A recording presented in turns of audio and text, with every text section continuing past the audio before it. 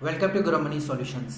इस चैनल पर हम stock market update analysis strategies के बारे में बात करते हैं। इस वीडियो में कवर करेंगे हम रशिया और यूक्रेन के वॉर न्यूज़ के बारे में, साथ ही इनकी जो रशिया और यूक्रेन की संधि है उस न्यूज़ को भी रिकवर करेंगे, और साथ ही ये न्यूज़ आपको क्रूड ऑयल पर प्राइस पर कैसे इम्पैक्ट कर रही है, किस तरीके से प्राइस बढ़ रहे हैं या घट रहे हैं, वो भी हम आपको बताएंगे। साथ ही इस वीडियो के एंड में आपको 3 स्टॉक बताए जाएंगे, 3 स्टॉक के अपसाइड और डाउनसाइड के टारगेट आपको बताए जाएंगे, साथ ही इसमें इसका ट्रेंड क्या रहने वाला है स्टॉक्स का वो भी आपको बताया जाएगा। ट्रेडिंग टिप्स के लिए आप हमें व्हाट्सअप कर सकते हैं जिसका लिंक डिस्क्रिप्शन में मिल जाएगा। साथ ही ट्रेडिंग टिप्स के साथ में आपको ट्रेडिंग स्ट्रैटेजी और ट्रेडिंग एजुकेशन भी आपको बताई जाती है, जैसे कि चार्ट एनालिसिस में आपको कब बाय करना है, टाइम मतलब सपोर्ट रेजिस्टेंस, और साथ ही आपको ट्रेडिंग टिप में कौन सा लेवल पे बाय करना है, कितना लेवल है, ये सारी चीज़ें आपको बताई जाती हैं। वीडियो को स्टार्ट करने से पहले प्लीज़ हमारे चैनल को सब्सक्राइब कीजिए, साथ ही बेल आइकन को दबा लीजिए ताकि आने वाले वीडियो के नोटिफिकेशन आपको मिलते रहें। पहली न्यूज़ है हमारी रशिया और यूक्रेन की, जिसमें वार की लाइव अपडेट है। ऑफिशियल्स यानी कि रशिया और यूक्रेन के बीच में ऑफिशियल्स जो है अभी फ़िलहाल के टाइम में जो न्यूज़ आई है, इसमें ये कहा गया है कि व्लादिमीर जेलेंस्की जो यूक्रेन के प्रेसिडेंट है, उन्होंने मतलब जो सुमी और इरिपिन है उन लोगों को वहाँ से वॉर जोन से हटाने का मतलब फैसला लिया है, और हटाया भी है उन लोगों को, यानी जहाँ पे वो लोग रह रहे हैं वहाँ से मतलब कह सकते हैं उसे पलायन कर रहे हैं। ठीक है, तो ये सभी की सभी चीज़ें पलायन क्यों कर रहे हैं, क्योंकि वॉर के कारण यहाँ पे पानी, खाना और सभी चीज़, दवाइयाँ वगैरह सब उसमें मतलब प्रॉब्लम आ रही है और उपलब्ध नहीं हो रही है। ये चीज़ें आप देख भी पा रहे होंगे, ये चीज़ पढ़ रहे होंगे तो आप देख लीजिए। ये मतलब बहुत सी चीज़ें हैं जो प्रॉब्लम सिचुएशन कर रही है, यानी कि जो वॉर है काफ़ी लोगों को इम्पेक्ट कर रही है। हालांकि वॉर का जो है 13वां दिन था, आज जो है मार्च 8 है, मार्च 8 को आज 13वां दिन है। तो इस 13 दिन के चलते हुए ये डिसीज़न लिए गए हैं। अब इस डिसीज़न के इम्पैक्ट पे हमारे क्रूड ऑयल पर क्या इम्पैक्ट पड़ता है और कैसा हमें इम्पैक्ट देखने को मिल सकता है। जैसा कि आप देख पा रहे होंगे कि क्रूड ऑयल का ये फ्यूचर का प्राइस है। फ्यूचर का प्राइस अभी $122 के अराउंड चल रहा है, $122.50 ऐसे कुछ डॉलर चल रहा है। ठीक है, अभी जो फिलहाल के टाइम में ये जो वॉर जोन है, मतलब ये लगभग जो अगर हो सके तो हम आपको बता देते हैं कि लगभग 1 हफ्ता और 2 हफ्ता के पहले जो इसकी प्राइसिंग मतलब जो था उसका, वो लगभग $90 पर बैरल था, यानी कि $90 ही बैरल था। वहाँ से यहाँ पे मोमेंटम काफ़ी ज़्यादा होने की वजह से, यानी वॉर जोन मतलब वॉर जोन जो है रशिया और यूक्रेन की जो वॉर है वो तब्दील होने की वजह से यहाँ पे मूवमेंट काफ़ी ज़्यादा आया है। जैसे कि मैं आपको बता रहा था कि 1 महीने के अंदर जो इसकी मोमेंटम हुई है, ये 1 मंथ का देख लीजिए, 1 मंथ का चार्ट है, 1 मंथ पे लगाया हुआ है हमने। ठीक है, अब 1 मंथ पे जो है फिलहाल के टाइम में जो प्राइस चल रहा है इसका, वो प्राइस आपके सामने है ही, 122.91 के आसपास अभी चल रहा है। ठीक है, अब ये जो चल रहा जो लेवल है फिलहाल के टाइम में, मैं आपको लेवल दिखा देता हूँ कि ये वाले जो लेवल था मतलब फरवरी के आसपास जो चल रहा था, 25 से 26 फरवरी के अराउंड, वहाँ पे इसका जो प्राइस है जो बढ़ना चालू हुआ था वो इसके एंड में बढ़ना चालू हुआ था। ये वाला लेवल तो आपको दिखाई दे रहा होगा। तो ये जो लेवल था उस टाइम 100 बैरल तक पहुंच चुका था, 100 बैरल पर डॉलर के आसपास पहुंच चुका था। अब जो इसकी प्राइस है वो काफ़ी ज़्यादा हाइक हुआ है, यानी कि काफ़ी ज़्यादा बढ़ा हुआ है, क्योंकि वॉर जोन है। क्योंकि ये क्रूड ऑयल जो है लगभग जो यूक्रेन है, यूक्रेन और रसिया जो है वो दूसरे नंबर पे आते हैं, मतलब प्रोड्यूस करने पर, यानी कि क्रूड ऑयल जो है कच्चा तेल निकालने पर दूसरे नंबर पे आते हैं। हालांकि जो रसिया है वो दूसरे नंबर पे इसलिए आता है क्योंकि सबसे ज़्यादा जो तेल है वो इंडिया जो इंपोर्ट करता है वो रसिया से ही करता है। तो इस वजह से यहाँ पे जो प्राइस है वो काफ़ी बढ़ रहा है, और लगभग जो है कह सकते हैं कि मिडिल ईस्ट यानी सऊदी अरेबिया मतलब इक्रित वगैरह, इराक, ईरान वगैरह, इन सब से मतलब लेना जो है वो कम हो चुका है लोग, लेकिन रसिया से ज़्यादा ले रहे हैं। तो इस वजह से ये जो क्रूड ऑयल का इम्पैक्ट बहुत ज़्यादा पड़ा है।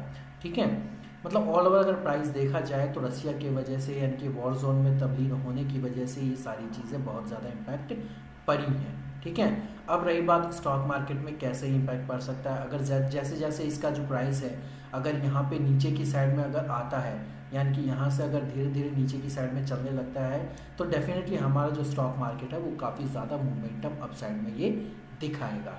ठीक है, इस वजह से ही इम्पैक्ट कर सकता है।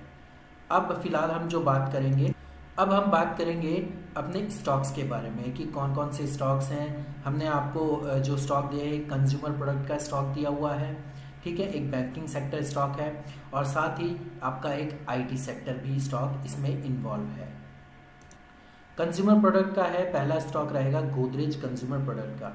आज के दिन जो मोमेंटम है इसकी, तो आज के दिन मोमेंटम काफ़ी अच्छी और पॉजिटिव मोमेंटम हुई है आज के दिन में, ठीक है। अब लेवल फिलहाल के टाइम में अगर देखा जाए तो लेवल आज के दिन जो मोमेंटम हुई है, गैप डाउन ज़रूर मतलब हुई है, मोमेंटम काफ़ी ज़्यादा नेगेटिव मोमेंटम भी हुई है, लेकिन यहाँ पे एक सपोर्ट जोन मैं आपको बता रहा था कि जो रसिया और यूक्रेन की वार्ता मतलब हुई है वहाँ से कुछ रिजल्ट निकल के ज़रूर आ रहे हैं, तो इस वजह से जो स्टॉक मार्केट है वहाँ से मोमेंटम काफ़ी अच्छा आपको देखने को मिला है।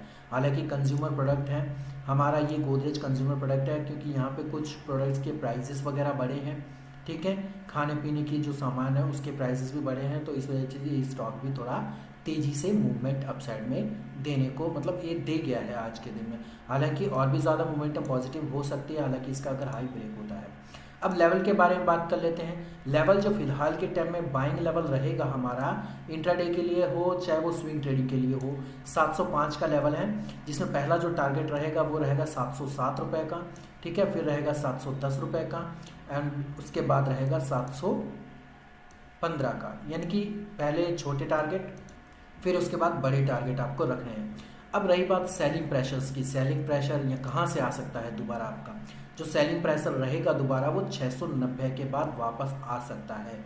मैं इंट्राडे की और स्विंग ट्रेडिंग दोनों की बात कर रहा हूँ, ठीक है, तो उस हिसाब से आपको टारगेट रखने हैं। नीचे की साइड में जो सेलिंग लेवल रहेगा वो रहेगा 387 का, यानी कि 387 का, और फिर रहेगा आपका 385 का, छोटे ही टारगेट है, ज़्यादा बड़े टारगेट आपको नहीं रखने हैं। लास्ट का जो टारगेट है अगर आप होल्ड करके रख सकते हैं, एसएल अपने बाइंग पॉइंट पे लगा के रख सकते हैं, तो डेफिनेटली लास्ट का जो टारगेट रहेगा वो आपका 5 पॉइंट का टारगेट आप ले सकते हैं, 380 तक का टारगेट, ठीक है। ट्रेड आपको मैं काफ़ी बार बता चुका हूँ, एसएल को हमेशा अपने बाइंग पॉइंट पे रखिए जब भी आप बाय और सेल करते हैं। बाइंग पॉइंट पे रखने से क्या होता है, सडन फॉल जो भी आता है तो वो आपका एसएल जो है वो ब्रेक कर रहा है, और ब्रेक करने से एसएल कैच कर लेता है, जिससे आपका कैपिटल जो है वो बच जाता है और नुकसान आपको बिल्कुल भी नहीं होता है। ये चीज़ें आपको ध्यान में रखनी है। अब बात करेंगे दूसरे स्टॉक के बारे में। दूसरा जो स्टॉक रहेगा वो रहेगा हमारा डीएलएफ का, ठीक है। डीएलएफ का जो आज के दिन मैं आपको बता रहा हूँ कि आज के दिन जो मोमेंटम हुई है सेम मतलब काफ़ी अच्छी पॉजिटिव मोमेंटम हुई है लास्ट के टाइम पे, ठीक है। ये पूरी निफ्टी 50 में भी हुई है, बैंक निफ्टी में सभी में हुआ है, ठीक है। अब फिलहाल के टाइम में जो बाइंग लेवल है डीएलएफ के, तो बाइंग लेवल फिलहाल के नियर बाई जो लेवल है बाइंग लेवल वो 332 के आसपास है, ठीक है। 332 के ऊपर ही आपको बाय करना है, जिसमें 334 आपका पहला टारगेट, 336 दूसरा टारगेट एंड उसके बाद 338 तीसरा टारगेट, फिर 340 तक के टारगेट आपको देखने को मिल सकते हैं। नहीं, 2-2 पॉइंट के टारगेट ही आपको रखने हैं। अब नीचे की साइड में जो सेलिंग लेवल रहेगा वो रहेगा आपका ये वाला लेवल 324 के बाद, क्योंकि बाइंग लेवल है, हालांकि ये वाला जो सपोर्ट था काफ़ी अच्छा, ये वाला यहाँ पे ब्रेक हो चुका है, ब्रेक करके ऊपर की साइड में इसने क्लोजिंग दी है। अब अगर ये नीचे की साइड में 324 को ब्रेक करता है और क्लोजिंग देता है तो डेफिनेटली पहला जो टारगेट रहेगा 322 का रहेगा, फिर रहेगा 320 का एंड देन उसके बाद 318 और फिर उसके बाद 316 तक के टारगेट आपको देखने को मिल सकते हैं। ये सारी चीज़ें आपको ध्यान में रखनी है, ठीक है। अब बात करेंगे हम तीसरे स्टॉक के बारे में। तीसरा स्टॉक रहेगा हमारा बंधन बैंक का। बंधन बैंक का ये जो लेवल है फिलहाल के टाइम में मोमेंटम है, अब मोमेंटम थोड़ा मतलब नीचे की साइड में रहा है, फिर उसके बाद यहाँ से सपोर्ट लेके ये जो मोमेंटम है ये ब्रेक करने की कोशिश की है। ये जो लेवल है फिलहाल के टाइम में ये ब्रेक हुआ नहीं है, ये लेवल अगर ब्रेक होगा तो डेफिनेटली यहाँ से पॉजिटिव मोमेंटम और ज़्यादा ऊपर की साइड में देखने को मिल सकता है। हालांकि अगर बाइंग लेवल अगर आप देखेंगे तो डेफिनेटली बाइंग लेवल जो रहेगा वो 264 का रहेगा, ठीक है। ये स्विंग ट्रेडिंग और इंट्राडे दोनों के लिए है, आप ध्यान में रखिएगा। जिसमें पहला जो टारगेट रहेगा वो रहेगा आपका ये वाला लेवल 265 का लेवल, ठीक है। दूसरा जो टारगेट रहेगा वो रहेगा 266 का, और फिर उसके बाद 268 का, और फिर उसके बाद 270 का टारगेट। यानी ऊपर के जो बड़े बड़े टारगेट हैं वो लास्ट में दिए गए हैं, छोटे टारगेट हमेशा पहले ही रखने हैं आपको, छोटे टारगेट, ठीक है।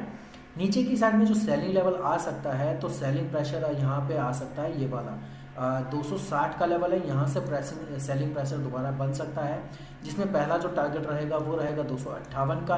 देन उसके बाद जो रहेगा वो रहेगा आपका 257 का, फिर रहेगा 256 का, एंड देन उसके बाद रहेगा आपका 254 का। पहला जो टारगेट था थोड़ा बड़ा है, क्योंकि वन वे मोमेंटम आ सकती है जैसे इसको ब्रेक करता है। तो नीचे की साइड में छोटा टारगेट इसलिए दिया गया है क्योंकि यहाँ पे कंसोलिडेशन है, ये लेवल अगर ब्रेक होता है तो डेफिनेटली जो टारगेट है अपना वो टारगेट कंप्लीट हो सकता है। तो ये चीज़ें हमें ध्यान में रखनी है। डेफिनेटली ये चीज़ें अगर आप ध्यान में रखेंगे तो और ज़्यादा मोमेंटम आपको देखने को मिल सकती है। ये चीज़ें आपको क्लियर, आपको लेवल्स ध्यान में रखने हैं। अब रही बात ट्रेंड की, ट्रेंड तीनों के तीनों जो मोमेंटम है वो आपका जो ट्रेंड है पॉजिटिविटी की तरफ जाने वाला है। हालांकि बैंक निफ्टी है, बैंक निफ्टी का अगर हाई ब्रेक होता है आज के दिन का, लगभग जो बैंक निफ्टी का हाई है वो भी मैं आपको बता देता हूँ कि बैंक निफ्टी में कैसा है। बैंक निफ्टी का 15 मिनट का टाइम फ्रेम का चार्ट है। अगर ये बैंक निफ्टी का जो लेवल है, अगर ये लेवल यहाँ से ब्रेक होता है 33,400 के आसपास का लेवल और 33,530 के आसपास का लेवल, यानी कि 2 पॉइंट है, एक तो 33,400 फिर उसके बाद 33,600, ये दो लेवल अगर ब्रेक होते हैं तो डेफिनेटली यहाँ से पॉजिटिव रैली और आ सकती है, यानी कि 34,400 तक ये वापस रिवर्स जा सकता है। हालांकि ये gap up opening, gap down opening है, ये जो गैप डाउन जो गैप बना हुआ है ये गैप यहाँ पे फिल कर सकता है। तो यहाँ से अगर इसका हाई ब्रेक होता है, हालांकि हाई इसका जो है वो है 270 के आसपास का, 270 को अगर ब्रेक करता है तो पॉजिटिव मोमेंटम यहाँ पे आने के चांसेस हैं, यानी कि और ज़्यादा मोमेंटम पॉजिटिविटी की तरफ जा सकता है। हाई ब्रेक होने पर और ज़्यादा मूवमेंट आपको यहाँ पे देखने को मिल सकता है, जिसमें पहला जो टारगेट आपको रखना है वो रखना है 400 का, दूसरा 600 का, एंड देन उसके बाद 800 का, यानी 200-200 पॉइंट के टारगेट आपको रखने हैं। वीडियो अगर आपको अच्छा लगा वीडियो को लाइक कीजिए, चैनल को सब्सक्राइब कीजिए, साथ ही बेल आइकन को दबा लीजिए ताकि आने वाली वीडियो के नोटिफिकेशन आपको मिलते रहें। साथ ही बैंक निफ्टी, निफ्टी और स्टॉक्स की ट्रेडिंग टिप्स के लिए आप व्हाट्सअप कर सकते हैं। धन्यवाद।